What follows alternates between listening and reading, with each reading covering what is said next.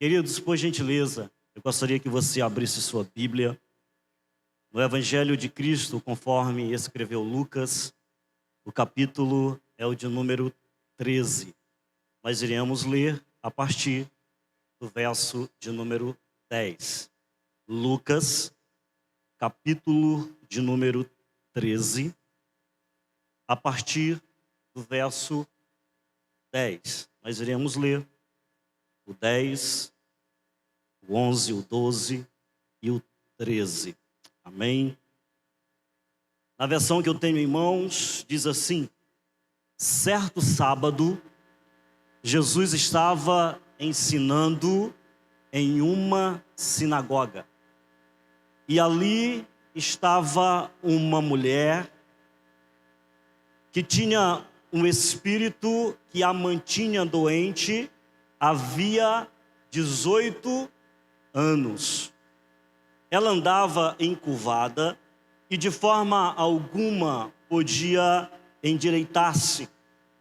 Ao vê-la, Jesus a chamou à frente e disse: mulher, você está livre dessa doença. Então, ele, Jesus, lhe impondo as mãos, imediatamente ela se endireitou e louvava a Deus.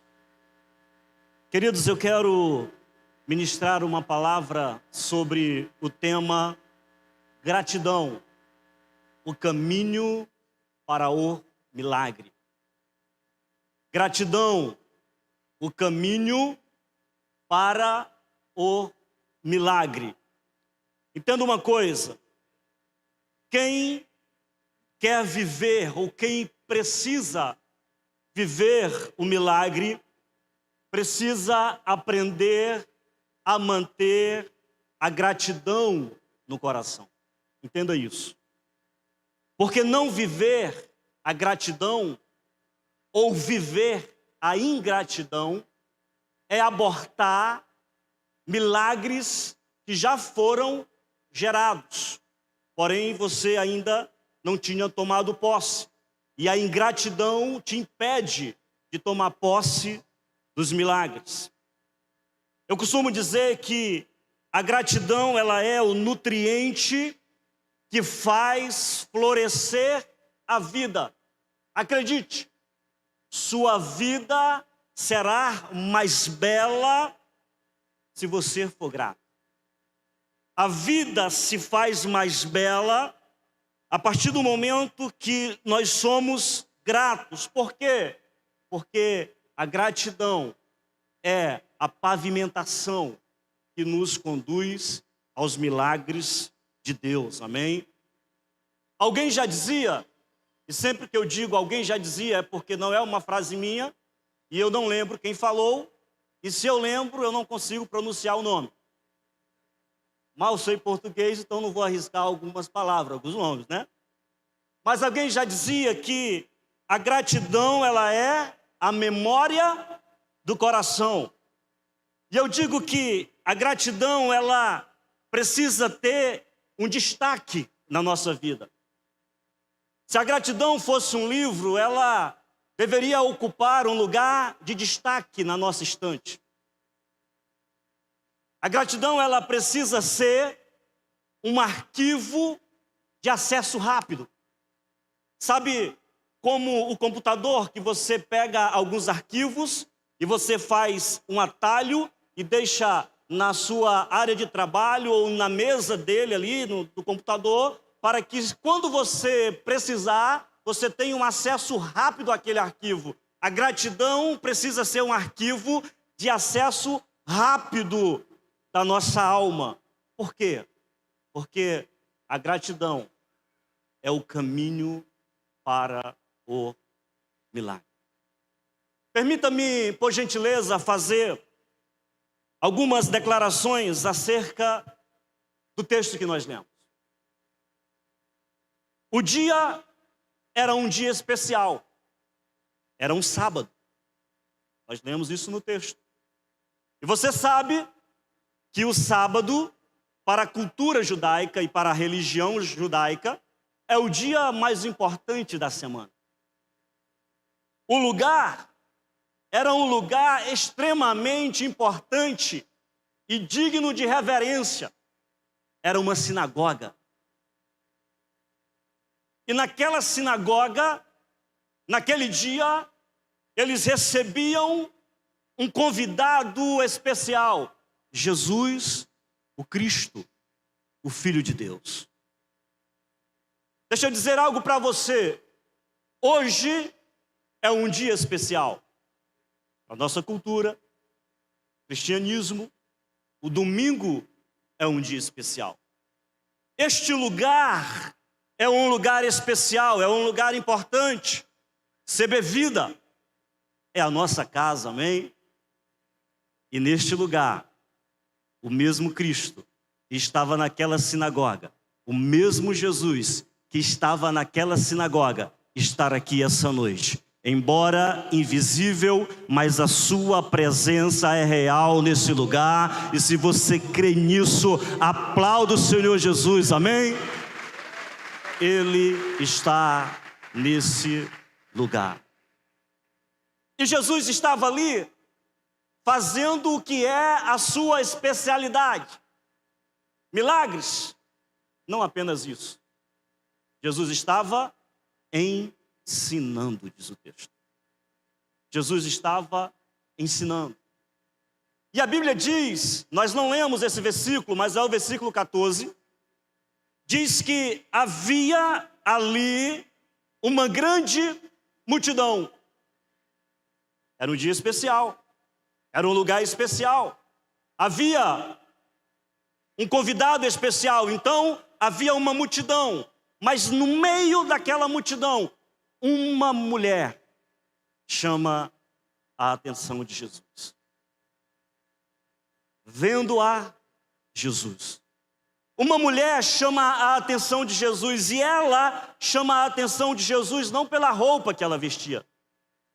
Ela chama a atenção de Jesus não pela posição social que ela tinha. Ela chama a atenção de Jesus não pelo lugar de destaque aonde ela estava sentada, porque no layout dentro da sinagoga, as mulheres ocupavam um lugar específico e não era um lugar de destaque.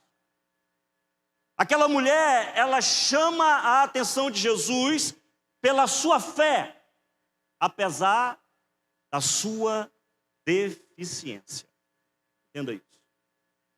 Aquela mulher, ela chama a atenção de Jesus pela sua fé, apesar da sua deficiência. O texto diz que ela era doente e ela tinha uma enfermidade que era causada por causa de um espírito demoníaco, e esse espírito fazia com que ela andasse encurvada. E o texto diz que de modo algum ela podia endireitar-se. Ao ler essa história, eu aprendo algumas coisas que eu quero compartilhar com você em nome de Jesus.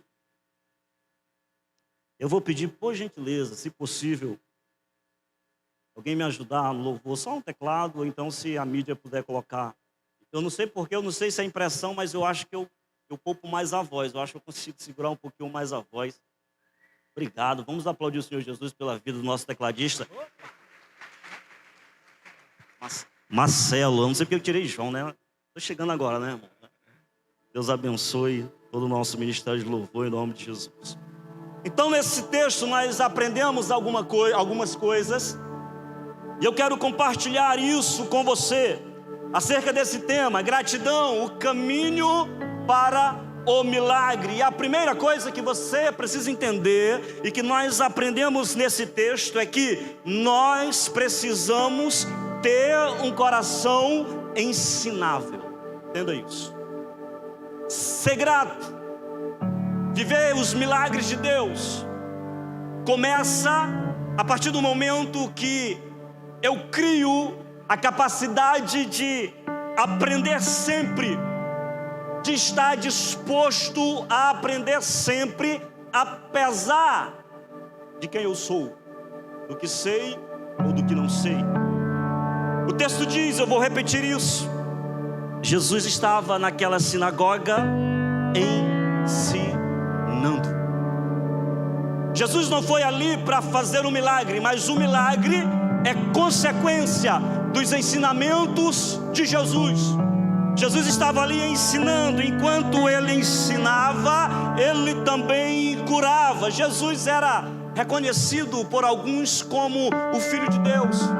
Outros diziam, ele é apenas um sábio, como muitos que já passaram. Alguns outros diziam, não, ele é um profeta. Mas a maioria das pessoas o reconheciam como um grande mestre.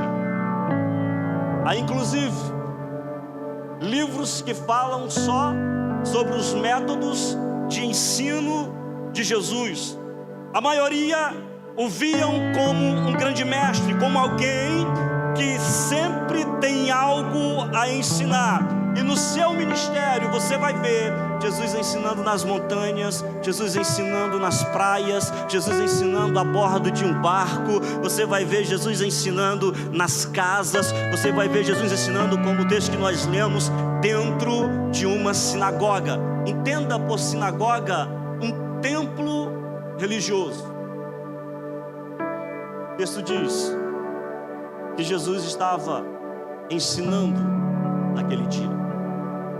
Deixa eu dizer algo para você. Nenhum milagre, por maior que seja, nenhum milagre por mais espetacular que seja, nenhum milagre por mais extraordinário que seja, pode substituir aquilo que Jesus quer nos ensinar. Entenda isso. Por quê, pastor? Porque os milagres, eles são pequenos demais diante daquilo que Deus tem para nos ensinar. Os milagres, por mais espetacular que sejam, entendam, são passageiros. Os ensinamentos não, eles são eternos. Entenda isso. Os milagres são passageiros. Os ensinamentos são eternos. Jesus ressuscitou Lázaro. Que milagre espetacular. Lázaro morreu, sim ou não? Os milagres são passageiros. Jesus curou esta mulher, endireitou o seu corpo. Ela morreu, sim ou não? E o corpo voltou a ser pó. Então os milagres, eles passam, mas os ensinamentos, eles são eternos, eles permanecem. Os ensinamentos de Jesus de mais de 2000 anos atrás permanecem até hoje. E se a terra tiver mais 1 milhão de anos, eles permanecerão, porque os ensinamentos de Jesus são frutos para a eternidade. Eles são eternos e geram frutos para a eternidade. A Bíblia diz que se a nossa esperança em Cristo está apenas para as coisas dessa vida, para as coisas desse mundo, nós somos os mais infelizes de todos os homens. Então entenda que as lutas, as crises, os desertos da vida são oportunidades de aprendermos sobre a provisão de Deus. Oportunidades de aprendermos sobre a misericórdia dEle, sobre o socorro dEle. Aprendermos que Ele tudo pode. Entenda isso. Pastor, eu quero viver um milagre na minha vida. Então seja grato, porque a gratidão nos conduz ao milagre. E quando nós falamos dessa campanha, gratidão pela casa, nós falamos de sermos gratos por termos um lugar onde nós podemos aprender com Jesus. Um lugar onde nós podemos aprender a ser como Jesus. Gratidão pela casa fala de um lugar onde você pode aprender a servir como Jesus servia. Gratidão pela casa é sobre você ter a certeza de que você está em um lugar que você não vai sair vazio. Entenda isso. Gratidão pela casa é sobre você ter a certeza que você vai vir a esse lugar e você vai sair daqui com muitos ensinamentos acerca de Jesus. Deixa eu dizer algo para você. Lugares, ambientes, onde você vai e sai vazio. Ambientes onde você vai e nada aprende, não são ambientes dignos da sua presença. Entenda isso. Quando falamos do contexto igreja, religião, os lugares aonde você vai e você não aprende acerca de Jesus, esses lugares não são dignos da sua presença. Tenha um coração ensinável.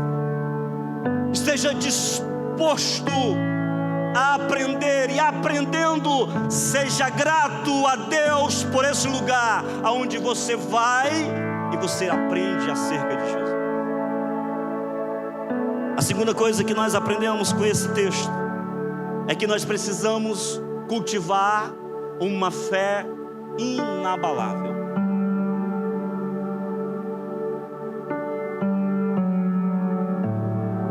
Cultivar uma fé inabalável. A Bíblia diz que sem fé é impossível agradar a Deus. É isso que a Bíblia diz? Sem fé é impossível agradar a Deus, porque se alguém se aproxima dele, precisa ter fé, acreditar que ele existe. Ainda no mesmo livro e capítulo que a Bíblia fala isso, Hebreus 11, a Bíblia nos fala de uma lista de homens e mulheres que cultivaram uma fé inabalável.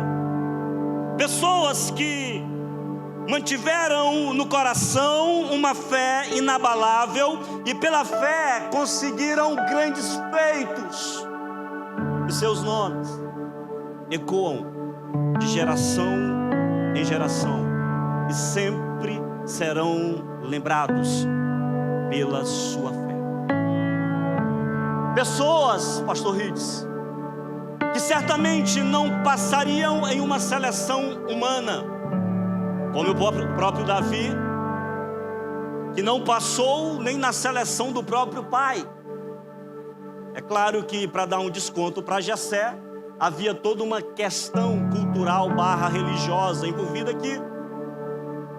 Pessoas que não passariam na avaliação do homem, certamente não passariam na RH de muitas empresas, mas foram escolhidos por Deus pela fé inabalável que cultivaram na sua alma, no seu coração. Pastor, o que é uma fé inabalável? É uma fé que rompe a barreira do tempo.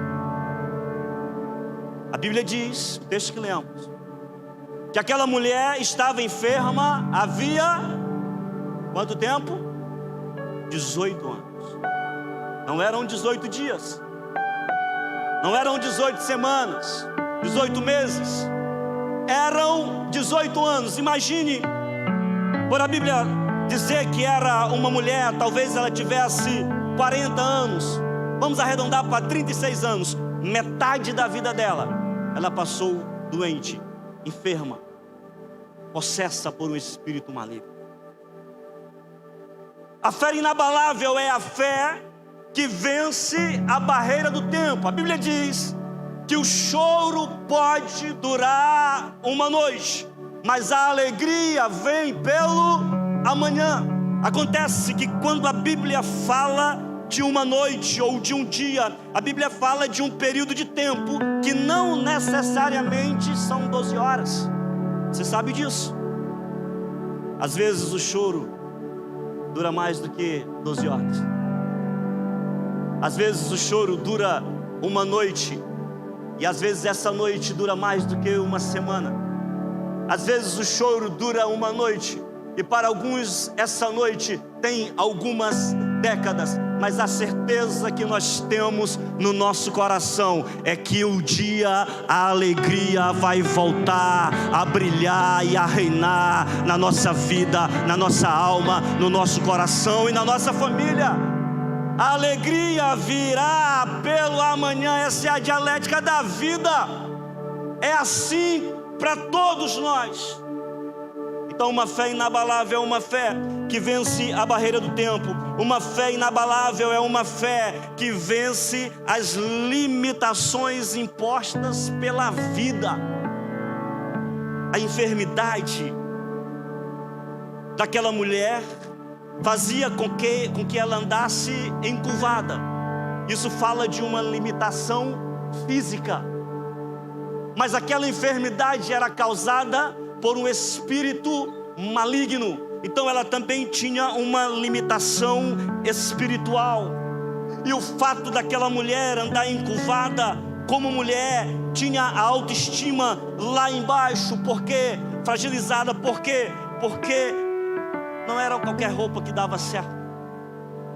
As emoções, ela tinha uma limitação emocional, mas uma fé inabalável vence as limitações impostas pela vida. Eu não sei quais as suas limitações.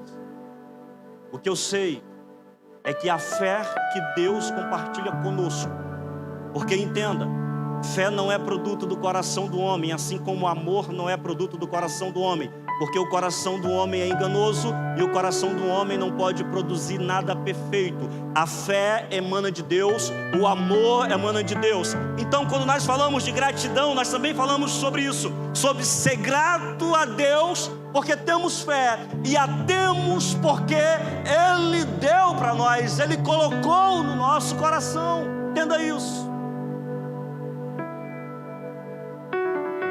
A ingratidão, ela é inimiga da fé.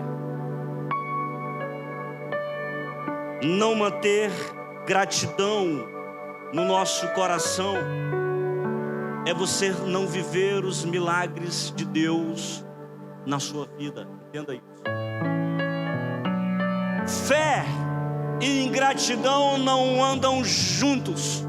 Fé e ingratidão não compartilham do mesmo espaço, do mesmo lugar. Um sai quando o outro chega. E quando nós falamos sobre gratidão pela casa, nós falamos de você ter um lugar aonde a sua fé pode ser exercitada, um lugar aonde sua fé pode ser vivenciada.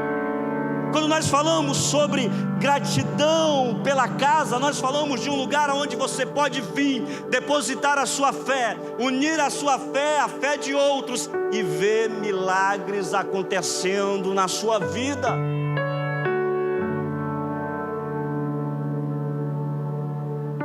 Gratidão é o caminho para o milagre.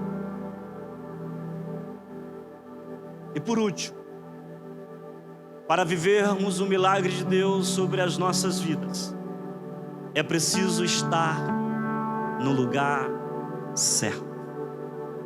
Entenda isso. Quando eu tomo uma água, olha para alguém e diga assim: esteja no lugar certo. Diga: o lugar certo é esse lugar. Diga: não saia daqui. Teu milagre vai chegar, amém? Esteja no lugar certo. Deixa eu dizer algo para você. Aquela mulher, mesmo com todas as suas limitações, ela não deixou de ir na sinagoga. Já falei, limitações físicas, emocionais e espirituais. Mas mesmo com todas essas limitações, ela não deixou de ir à sinagoga, ela não deixou de ir à igreja. Ela estava lá, no seu cantinho. Talvez ela tenha passado pelo estacionamento e ninguém tenha visto ela, percebido ela. Talvez ela tenha entrado na recepção e deram um bom dia, tudo bem, como vai? Ela disse: eu estou bem. Talvez a intercessão não conseguisse ver a limitação espiritual daquela mulher, mas ela lá no cantinho dela, Jesus a viu. Quando eu olho daqui do altar para a nave da igreja, eu vejo alguns, mas quando Deus olha, Deus vê cada um, cada coração, porque a Bíblia diz que Deus não vê como o homem vê. O homem vê o exterior, o homem vê a roupa que está vestido, o homem vê a forma de você andar, mas Deus vê o coração. Esse Jesus que sonda os corações, o salmista diz: Senhor, tu me sondas e me conheces, sabe? Quando me assento, quando me levanto, ele diz assim: ainda a palavra não me chegou à língua e tu, Senhor, já a conhece toda. Aí o salmista parece ficar desesperado, ele diz assim: para onde fugirei do teu espírito? Para onde me ausentarei da tua face? Porque se eu subir no céu, lá tu estás, mas se eu pegar e fizer a minha casa, a minha cama lá na profundeza do abismo, ainda assim tu estás lá. Nós temos um Deus, um Jesus que nos sonda, que nos conhece, que nos vê no meio da multidão, amém? Se ninguém te notou, se ninguém te viu, Deus te vê. Aquela mulher estava no lugar certo. Ela não precisava de muitas palavras para justificar a sua ausência ao príncipe ou ao principal daquela sinagoga. Contextualizando, trazendo para os nossos dias, ela não precisava de muitas palavras para convencer o seu pastor que naquele dia ela não podia ir à igreja. Bastava uma ligação, bastava uma mensagem: pastor, ou meu líder de GC, eu não posso ir à igreja hoje, o senhor sabe da minha enfermidade, hoje eu estou mais dolorido, então eu não vou, eu não posso ir. Ou talvez ela dissesse: não, hoje eu não vou na sinagoga, porque eu já fui tantas vezes. Hoje eu vou em outro médico, hoje eu vou em um hospital, hoje eu vou em um outro lugar, atrás de cura, atrás de um milagre. Ou talvez ela pudesse falar: não, eu não vou mais atrás de ninguém, então eu vou me trancar no quarto escuro e vou esperar a morte chegar. Mas não, ela foi até a sinagoga. O desespero, a vergonha, a falta de esperança, a rejeição não impediu que ela estivesse no lugar certo. Pastor, e onde é o lugar certo? O lugar certo é aonde Jesus está.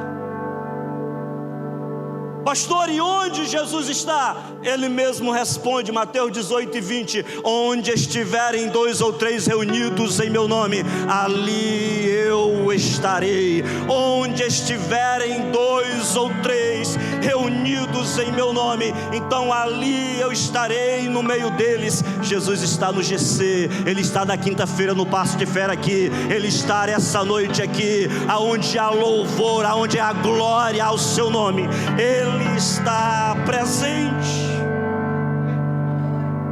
Não deixes que nada te impeça de estar na presença de Deus, de estar aonde Jesus está. Não deixes que nada te impeça de ir à casa do Senhor, de ir ao templo, de ir à igreja. Escute isso. Escute isso. Aquela mulher, pastor João, era possessa. Era possessa. Tu imagina a guerra espiritual que era para aquela mulher ir na sinagoga, ir na igreja, possessa de um espírito maligno. Não era o cansaço de um dia de trabalho, não era a preguiça.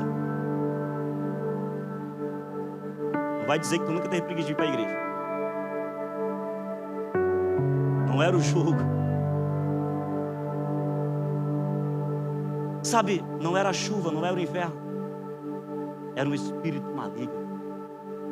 Tu imagina a batalha espiritual, a luta, a guerra que era para aquela mulher sair de casa e ir até a sinagoga. Os demônios, apesar de não serem onipresentes e oniscientes, mas eles se comunicam e se movimentam de forma muito rápida.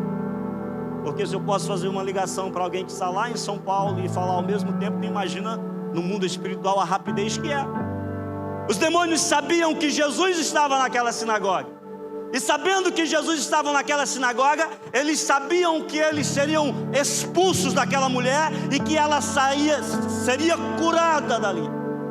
Ela seria curada naquele dia. Uma batalha espiritual não impediu que aquela mulher estivesse no lugar certo. A guerra espiritual não impediu que aquela mulher estivesse na presença de Jesus. E quando ela chega na presença de Jesus, Jesus a vê e a chama, Jesus a cura. Deixa eu dizer algo para você. Eu nunca vi ninguém ser liberto na mesa de um bar. Eu nunca vi. Eu louvo a Deus, eu nasci em um lar cristão. Nunca fui em uma festa, em boate. Depois que eu passei na Polícia Militar em 2009, aí eu não perdi um carnaval até aqui, né? Fui todos trabalhando. Claro. Mas eu nunca vi alguém ser liberto na mesa de um bar. Eu nunca vi alguém prosperar em uma casa de aposta, seja online ou físico. Fala, Jesus, liberta. Eu nunca vi um casamento ser restaurado na suíte de um motel. Eu nunca vi. Mas eu já vi muitas pessoas serem curadas na presença de Jesus. Eu já vi muita libertação, restauração. Eu já vi muita prosperidade, milagres, salvação na presença de Jesus. Entenda isso. Eu sei que há pessoas aqui que já foram em vários lugares. Pessoas aqui que já depositaram a sua crença, a sua fé, a sua confiança em muitas coisas. Pessoas que já fizeram de tudo para viver uma transformação familiar, para viver a prosperidade de Deus na vida, mas não conseguiram. O que falta? Falta você estar no lugar certo, se colocar diante do homem certo, o Filho de Deus, Jesus, Yeshua HaMashiach. Ele é o Deus Todo-Poderoso. Gratidão é o caminho que nos leva ao milagre. Gratidão pela casa é sobre você reconhecer o lugar certo. Gratidão pela casa é sobre você entender que há um lugar aonde você pode aprender acerca de Jesus e aprender a ser como Jesus.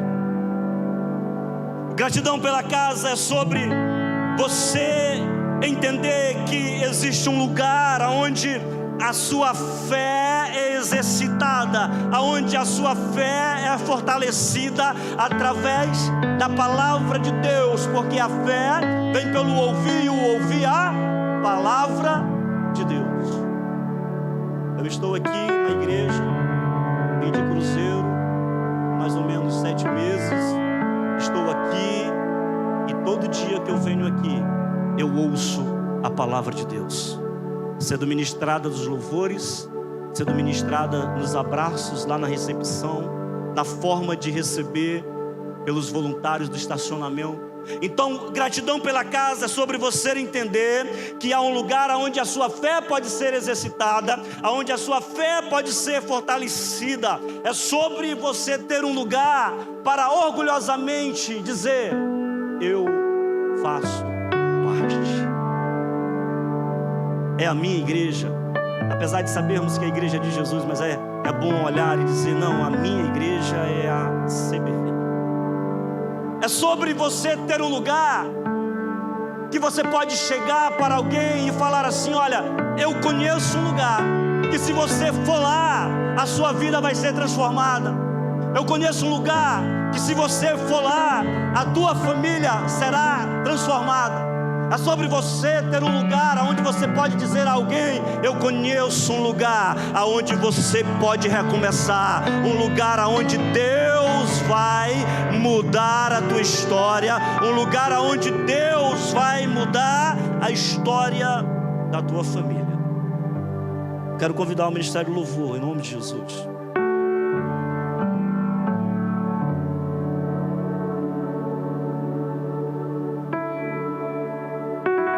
O mesmo Jesus que estava naquela sinagoga estar aqui essa noite, amém?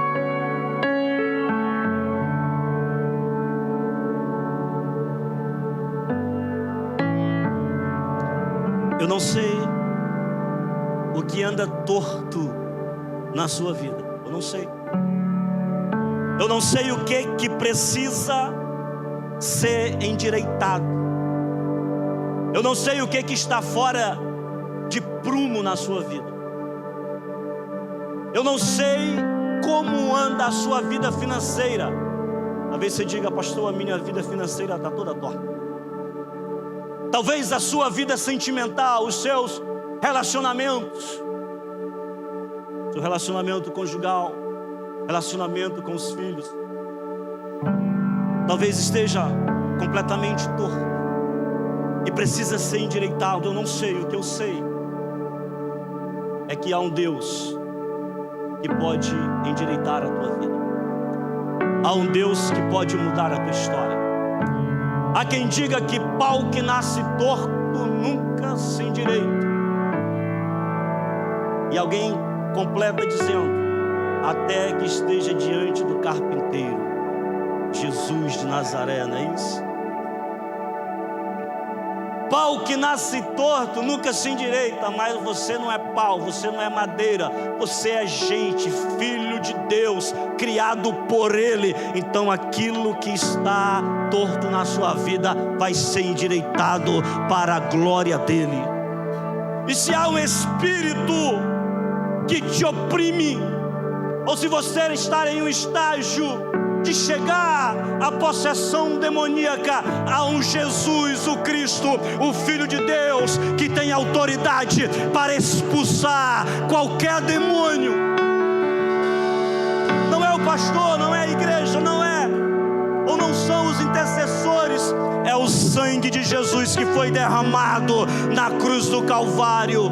É o sangue de Jesus que é aspergido sobre a sua vida, sobre a sua casa, sobre a sua família.